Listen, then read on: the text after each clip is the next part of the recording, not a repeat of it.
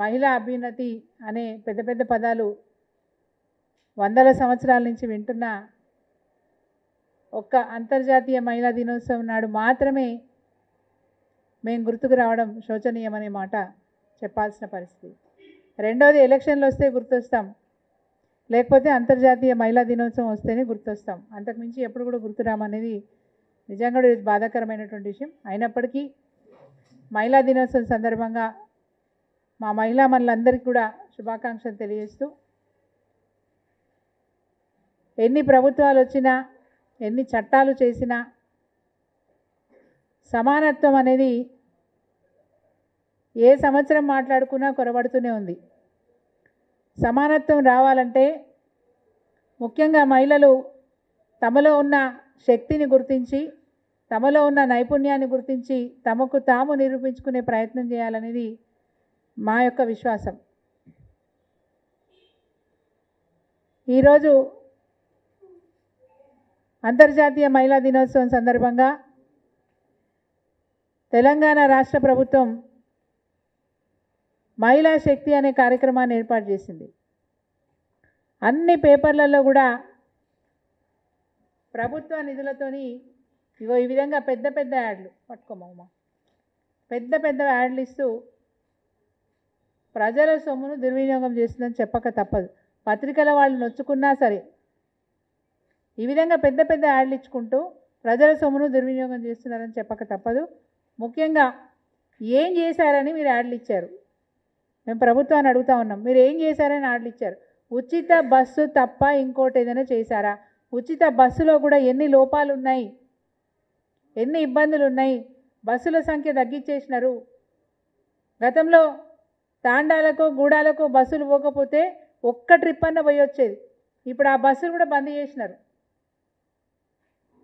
మదిర గ్రామాలకు బస్సులే లేవు. షెటిల్ అయ్యే బస్సెస్ కూడా సంఖ్య తగ్గించేసినారు. ఈ విధంగా బస్సుల సంఖ్య తగ్గించుకుంటూ ఉచిత బస్సు ఇచ్చినామని ఉచిత ప్రచారం చేసుకుంటున్నారు. ఇగో కాస్ట్లీ ప్రచారం చేసుకుంటున్నారు. మహిళా శక్తి, ఈ మహిళా శక్తిలో అనేక ఫోటోలు కూడా ఉన్నాయి. ఏమి ఇచ్చినారండి మీరు? గ్యాస్ ఇచ్చినామని చెప్తారు. గ్యాస్ ఎంతమందికి ఇచ్చినారు, ఎంతమంది అర్హులు ఉంటే ఎంతమందికి ఇచ్చినారో లెక్కలు చెప్పాలని చెప్పి నేను కోరుతా ఉన్నా. నిన్నటికి నిన్న మంత్రి గారు పొంగులేటి శ్రీనివాసరెడ్డి గారు నిన్న ఒక కార్యక్రమం మాట్లాడుకుంటూ ఆర్థిక పరిస్థితులు బాలేవు కాబట్టి తులం బంగారం ఇవ్వలేకపోతున్నాం, నెమ్మదిగా ఇస్తాం. అరే మాట చెప్పేటప్పుడు మమ్మల్ని ఎంత అగౌరవపరుస్తున్నారనే మాట మీరు గుర్తుపెట్టుకోవాలి. ఎలక్షన్ల నాడేమో మమ్మల్ని నమ్మించి నెలకు 2500 మీ ఖాతాలో జమ చేస్తాం, ప్రతి నెల 1వ తారీఖు మహిళల ఖాతాలలో 18 ఏళ్ళ పైబడి ఉన్న వాళ్ళందరికీ కూడా ఖాతాలో 2500 ఇస్తామని చెప్పినారు. ఈ రోజు వరకు 15 నెలలు గడిచింది, ఇప్పటి వరకు ఒక్కరికి కూడా 2500 వేసిన దాఖలాలు లేవు.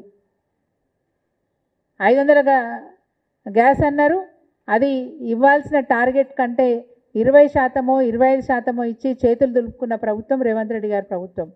స్వయంగా పొంగులేటి గారు తులం బంగారం ఇవ్వలేమని చెప్పి, తులం బంగారం కాదు, కేసీఆర్ గారు ఇచ్చిన కళ్యాణ లక్ష్మి పథకాన్ని కొనసాగిస్తే చాలు. ఒక ఆడపిల్ల పెళ్లి చేయాలంటే తల్లిదండ్రులు భయపడుతూ ఉంటారు, ఆందోళనకు గురవుతూ ఉంటారు. కాబట్టి వారికి ధైర్యాన్ని ఇవ్వడం కోసం 1 లక్ష రూపాయల ఆర్థిక సాయం కోసం ప్రవేశపెట్టిన పథకం కళ్యాణ లక్ష్మి పథకం. ఈరోజు కళ్యాణ లక్ష్మి పథకం యొక్క చెక్కులు కూడా సంవత్సరాలు దాటితే తప్ప వచ్చే పరిస్థితి లేదు. ఈ ప్రభుత్వంలో కొత్త దరఖాస్తులకు ఇప్పటి వరకు కళ్యాణ లక్ష్మి పథకం కింద డబ్బులు ఇచ్చింది లేదు. గత ప్రభుత్వంలో దరఖాస్తులు ఏవైతే పెండింగ్ ఉన్నాయో వాటినే మరి కేటాయించిన బడ్జెట్ ప్రకారం ఇచ్చుకుంటూ వచ్చిన తప్ప కొత్తగా కళ్యాణ లక్ష్మి పథకం కింద ఈ రాష్ట్రంలో ఆడపిల్ల పెళ్లిలకు ఖర్చు పెట్టింది లేదు అనే మాట మేము చెప్తా ఉన్నాం. అదేవిధంగా అనేక కార్యక్రమాలు కేసీఆర్ గారి పాలనలో మహిళలు చాలా సంతోషంగా ఉండే. అడుగడుగున కడుపులో పడ్డ పిండం దగ్గర నుంచి మొదలు పెట్టుకుంటే ఆడపిల్ల పెళ్లి వరకు అనేక పథకాల ద్వారా మరి ఆడబిడ్డల్ని కడుపులో పెట్టుకొని చూసుకున్న ప్రభుత్వం కేసీఆర్ గారి ప్రభుత్వం. ఆడపిల్ల కడుపులో ఉంటే ఆరోగ్య లక్ష్మి పథకం ద్వారా సంపూర్ణమైనటువంటి పౌష్టికాహారాన్ని అందిస్తూ అంగన్వాడీ సెంటర్ల ద్వారా మన ఆశా వర్కర్ల ద్వారా ఎప్పటికప్పుడు వాళ్ళకి టీకా మందులు ఇప్పిస్తూ అమ్మ ఒడి పథకం ద్వారా ప్రతి నెల టీకా మందులు తీసుకోవడానికి చెకప్ కోసము ఆసుపత్రికి వెళ్ళే విధంగా అమ్మఒడి అనే పథకం ద్వారా అంబులెన్స్ ఏర్పాటు చేసి మరి గర్భవతులను మంచి కడుపులో పెట్టుకొని చూసుకున్న ప్రభుత్వం కేసీఆర్ గారి ప్రభుత్వం. ఆ విధంగా అడుగడుగున ప్రతి అవసరానికి ఒక పథకాన్ని తీసుకొచ్చి మమ్మల్ని కడుపులో పెట్టుకొని చూసుకున్న ప్రభుత్వం కేసీఆర్ గారి ప్రభుత్వం. ఆడపిల్లలు స్కూల్లో చదువుకుంటున్న అప్పర్ ప్రైమరీ స్కూల్ నుంచి ఇంటర్మీడియట్ వరకు చదువుకుంటున్న పిల్లలకు కూడా ఆడపిల్లలకు కూడా హైజీనిక్ కిట్స్ ఇచ్చి వాళ్ళ అవసరాలు తగ్గట్టుగా వాళ్ళ శరీరంలో కలుగుతున్న మార్పులు తగ్గట్టుగా హైజీనిక్ కిట్స్ ఇచ్చి ఆ రోజు ఆడపిల్లలకు కూడా మనోధైర్యాన్ని నింపిన కేసీఆర్ గారిని ఈ సమాజం ఎప్పుడు కూడా మర్చిపోదనే మాట గుర్తు చేస్తూ ఉన్నాను.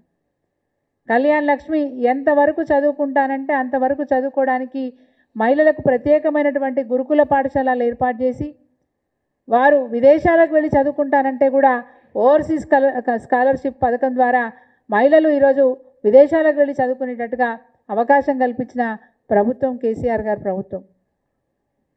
అదేవిధంగా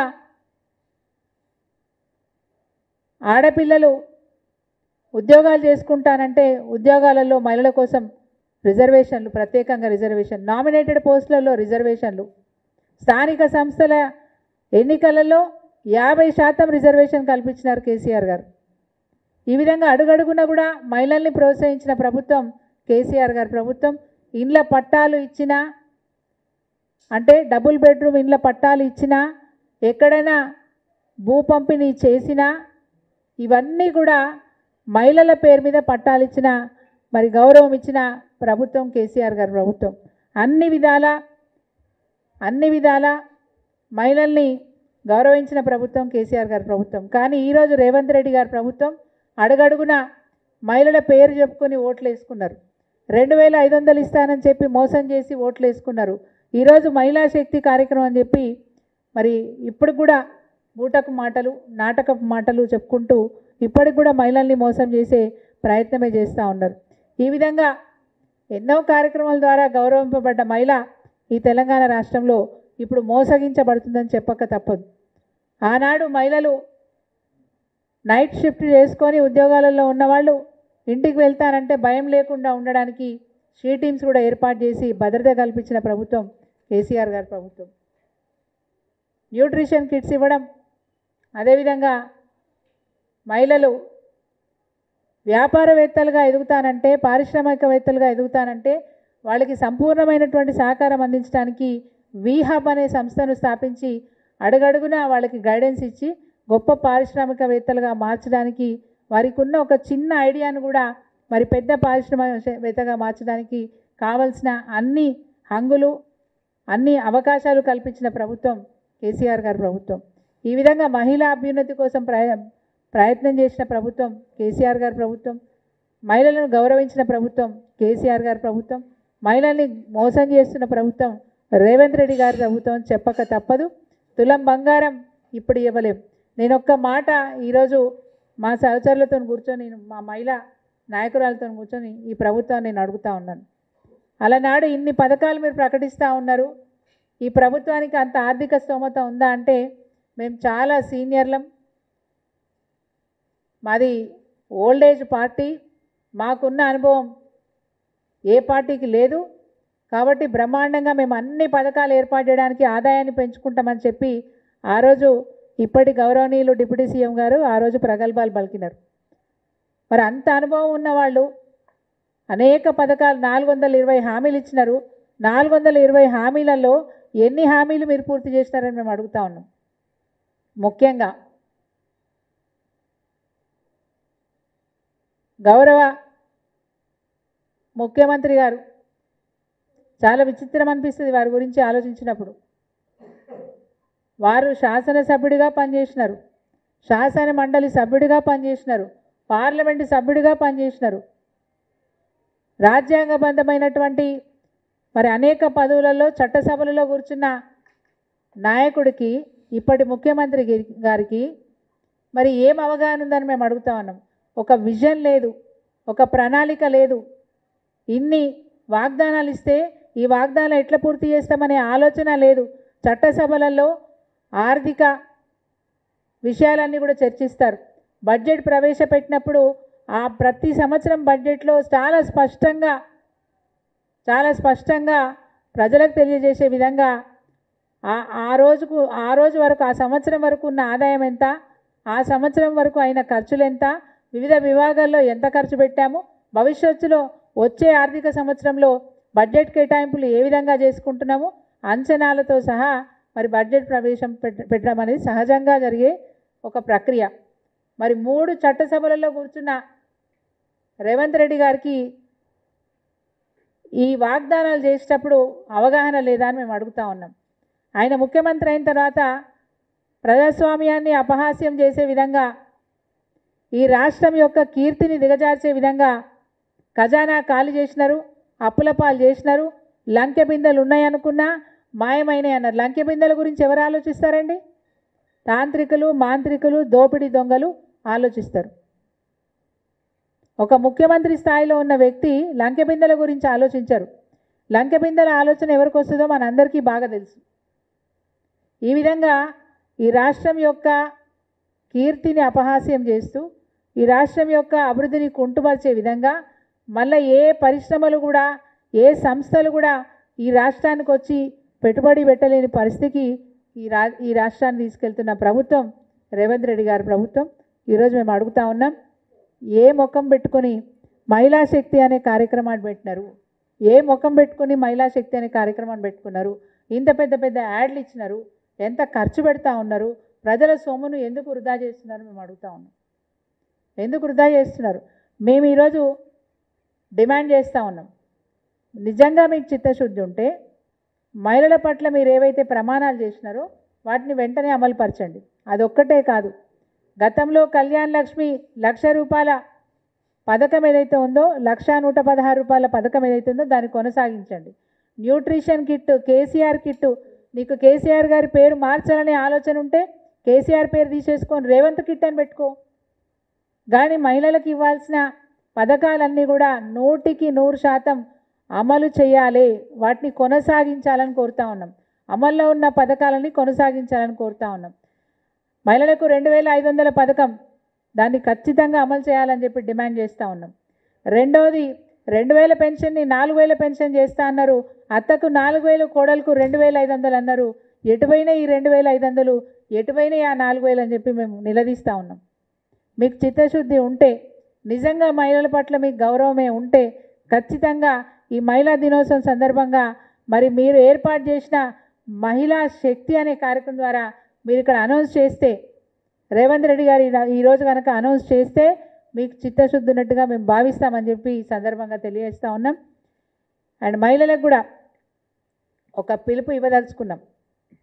ప్రతిసారి ఎవరో వస్తారు, ఎవరో మనల్ని బాగు చేస్తారు అనుకునే కంటే, మనం ఎదగాలంటే మనలో ఉన్న నైపుణ్యాన్ని మనమే గుర్తుపెట్టుకొని ఆ నైపుణ్యాన్ని ఖచ్చితంగా బయట ప్రపంచానికి, సమాజానికి పరిచయం చేస్తూ స్వయంగా ఎదగడానికి ప్రయత్నం చేయాలని చెప్పి మహిళలకు విజ్ఞప్తి చేస్తూ ఉన్నాను.